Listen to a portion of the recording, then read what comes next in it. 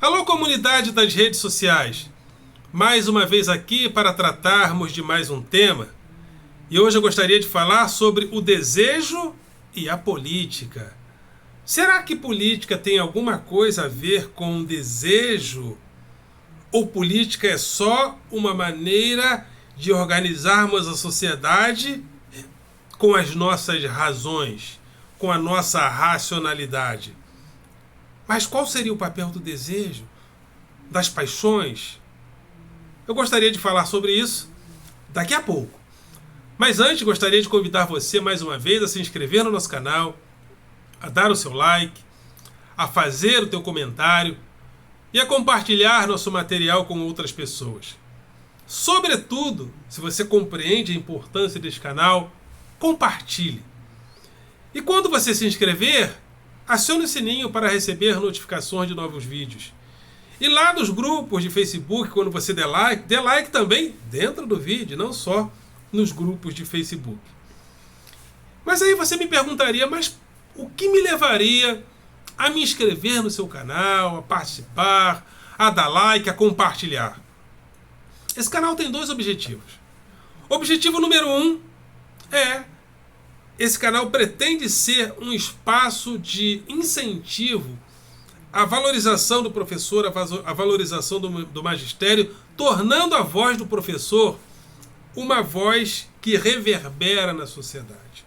Então você aí, professor, que vai da creche até o final do ensino médio, faça o teu canal. Faça aí o teu canal para que a gente possa inundar a sociedade com a voz do professor.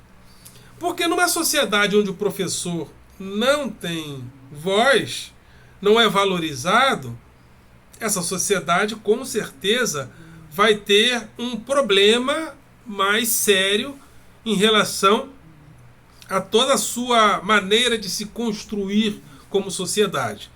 Os próprios pesquisadores chegaram à conclusão no Brasil que uma das coisas que levam os jovens para a criminalidade é quando eles saem da escola. As famílias, às vezes, não são construídas com o cuidado necessário com os jovens. Isso é um ponto de partida. Mas saiu da escola, porque quando fica-se na escola até o final do ensino médio, pelo menos, o indivíduo, o jovem, por mais que ele não seja aquela pessoa de destaque na sociedade, mas ele vai ser um cidadão, um trabalhador, uma pessoa de bem. Mas saiu da escola, o perigo começa. Então, isso é uma prova de que a valorização do professor, a valorização do magistério é importante. Porque uma sociedade não ouve quem ela não considera importante.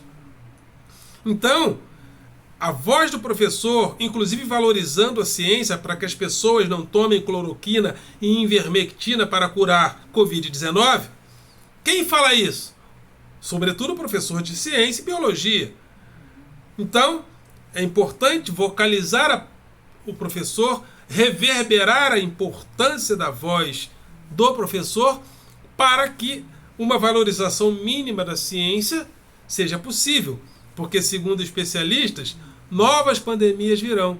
E nós precisaremos dos professores de ciência e biologia dizendo: gente, não use cloroquina e não use ivermectina. E se a voz do professor for valorizada, as pessoas vão com certeza ouvir mais essa voz. Ok? Esse canal também tem o objetivo de combater o pensamento binário. O pensamento binário é aquele pensamento que acha que fazer política, que a ação política é só a gente ficar com briguinhas de facções políticas. Então, eu sou anti-Lula, um diz que é anti-Lula, um fala que é anti-Bolsonaro, outro fala que é anti-Ciro. Antes dele ser a favor de alguma coisa, ele já é anti. Não, gente, a gente tem que ser a favor. A favor de quê? Do desenvolvimento social e político da sociedade brasileira. Se a gente não for a favor disso, a gente não tem que ser contra nada. Primeiro a gente tem que ser a favor disso. do desenvolvimento social e político da sociedade brasileira. Depois a gente vai olhar quem não é a favor desse desenvolvimento para ser contra. Mas antes das pessoas serem a favor de alguma coisa, elas já começam sendo contra. E não é assim. Então vamos ao tema de hoje, o desejo e a política. Essa pandemia tem demonstrado um papel contraditório do próprio desejo na nossa vida social. Porque Freud, ele disse que... Freud falou a respeito do básico instinto. O básico instinto é a pulsão de vida e a pulsão de morte que emergiria de cada um de nós. E a pulsão de vida e a pulsão de morte coloca tanto a vida como a morte como um dos atributos do desejo. E quando nós vemos a pessoa acumular, entrar em ônibus lotado sem máscara, ir para festas, a gente percebe um papel importante do desejo nesse comportamento. Porque se a pessoa se vê capaz de enfrentar a morte, significa que ela está enfrentando um tipo de pulsão. Um tipo de pulsão que a psicanálise sempre trabalhou nos seus anais, que é a pulsão de morte. Mas aí alguém diria assim, mas a gente não tem que lutar pela vida? A vida não é prioridade? Do ponto de vista racional e político, do ponto de vista racional dos conceitos políticos, sim. Mas existe também o desejo, existe também as paixões. E dentro das paixões de vida e paixões de morte, esses desejos se misturam. Não sei se vocês lembram, há pouco tempo, de uma pessoa, acho que era uma juíza, dentro de um shopping, ensinando as pessoas a andar sem máscara dentro de um shopping. E com um olhar assim meio malévolo, um olhar frio, calculista e meio malévolo, ou seja, surfando por cima da tragédia, dessa tragédia epidêmica que nós estamos vivendo. Mas será que a política... Mas alguém poderia afirmar, insistir, não, mas a política é o reino da razão. Em política é a razão que tem que reinar. Vamos à história, vamos ver. Bom, a política, desde a fundação do Estado absolutista, a política nos deu de presente a escravidão. A escravidão que nos trouxe as maiores barbaridades. Bom, quando nós achamos que as coisas poderiam melhorar neste aspecto, até porque nós já havíamos sido inundados pelo iluminismo, pelo racionalismo e pelo iluminismo, o século das luzes. A partir do século XIX, nós tivemos o imperialismo. O imperialismo que gerou fenômenos políticos como o apartheid. Aí depois que nós achamos, bom, agora acho que a gente aprendeu, né? Vamos tentar melhorar. Aí nós produzimos 2 guerras mundiais. Diante de um mundo, 2 guerras mundiais, com milhões e milhões de mortos. Quando nós poderíamos... Bom, agora a gente aprendeu. Agora vamos lá, Organização dos Direitos Humanos, Declaração Universal dos Direitos Humanos. Agora a gente aprendeu. Aprendemos? Com um mundo onde ninguém poderia, de acordo com a produção de alimentos do mundo e com a tecnologia que nós desenvolvemos para a produção de alimentos, ninguém mais precisaria passar fome. Mas a fome continua no mundo. E por quê? Significa também que razão e desejo andam juntas. As pessoas continuam acumulando. É só pegar um mapa oficial a respeito da distribuição de renda no mundo, sobretudo no Brasil. Então, isso prova de uma certa forma que a razão e a racionalidade não são tão austeras assim, né? Ou seja, existe o engendramento da paixão também, existe o engendramento do desejo. O desejo está sempre presente na maneira de nós organizarmos a sociedade. Deleuze e Guattari, a partir da década de 60, sobretudo com a sua obra O Antiédipo, eles falam de 3 sociedades que viveram na história humana através de uma sociedade, era a sociedade territorial, né, que criou um tipo de máquina chamada máquina territorial. Depois da máquina territorial veio a máquina despótica e depois a máquina capitalista. A máquina territorial era a organização social onde as pessoas viviam tendo um referencial que é o território. E através desse referencial que era o território, a pessoa pintava o corpo, tocava instrumentos imitando a natureza, submetiam-se à dor e até ao sacrifício de pessoas em torno dos deuses da natureza.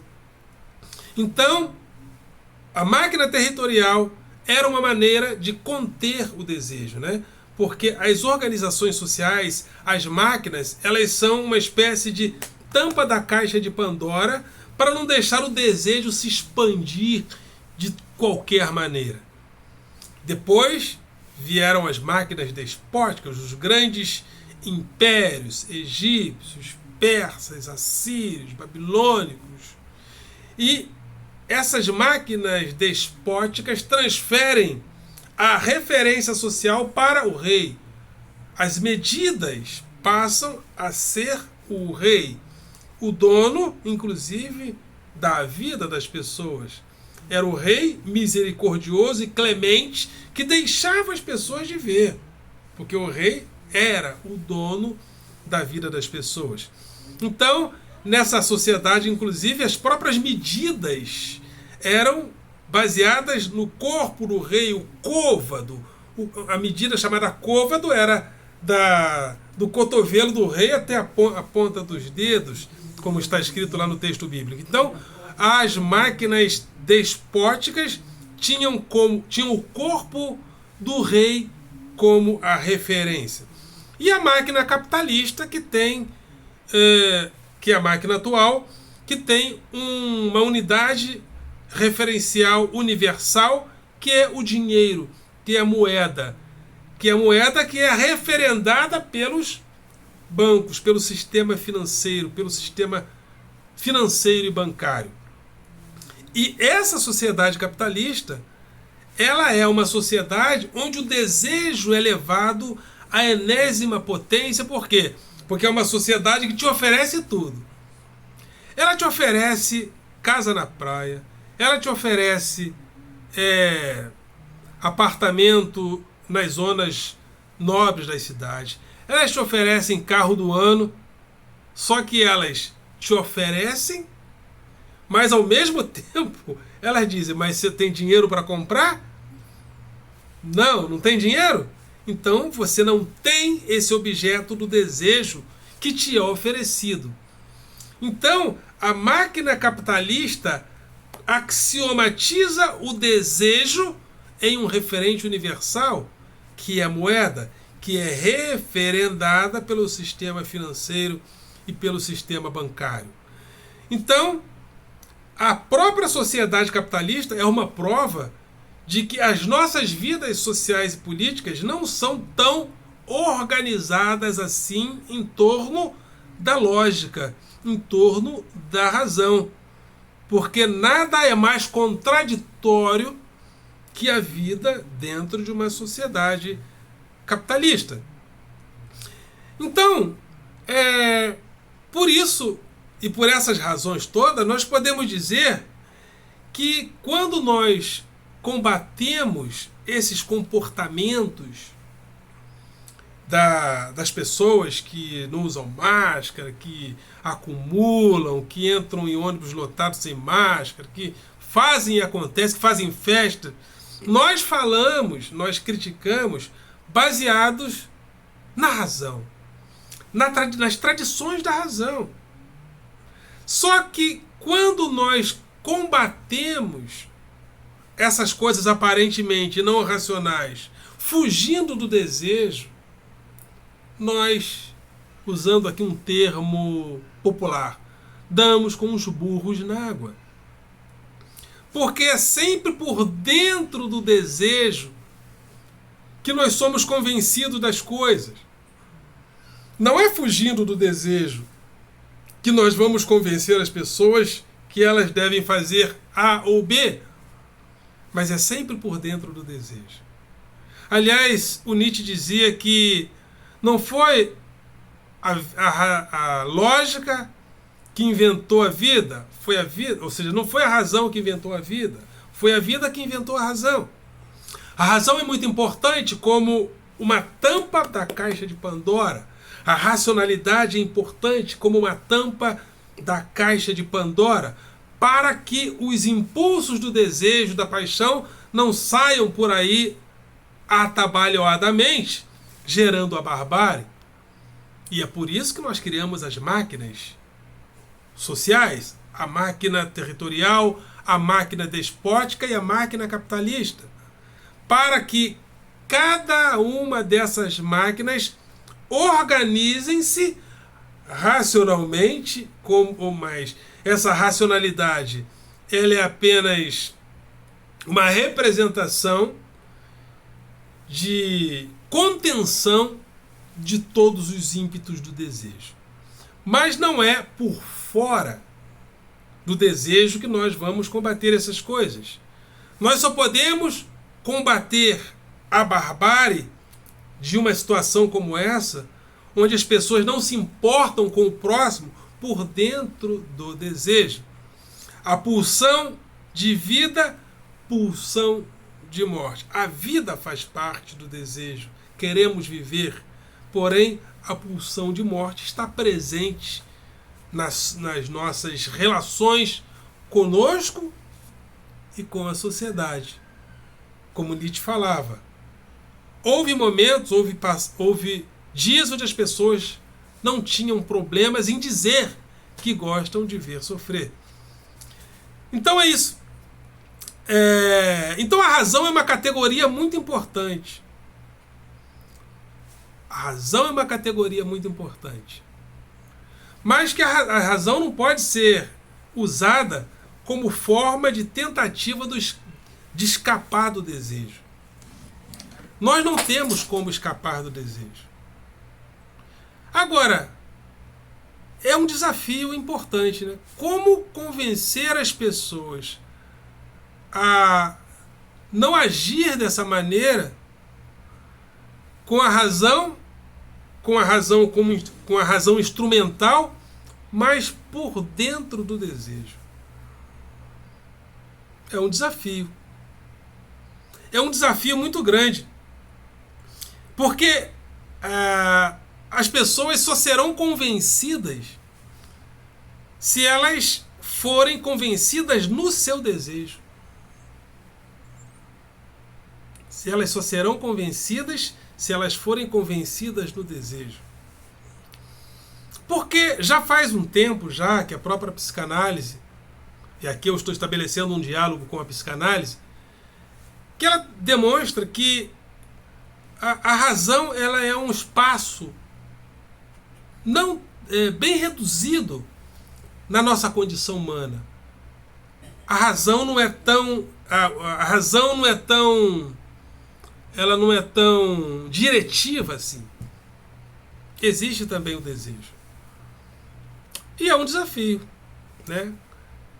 Como nós vamos convencer as pessoas a não agir de maneira tão temerária por dentro do desejo, se aparentemente o desejo é contraditório e se aparentemente o desejo nos escapa?